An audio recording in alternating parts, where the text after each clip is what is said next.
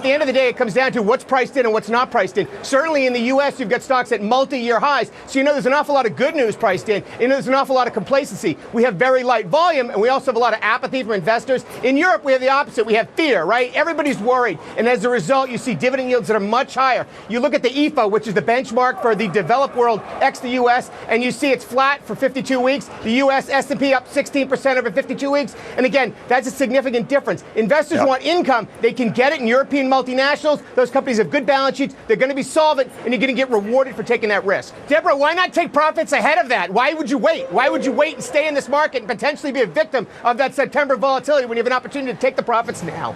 Well, I think you're right. I think we're going to see probably some of that on Friday when Bernanke speaks, and maybe they don't get the news that you expect, and people kind of go, a lot of meh.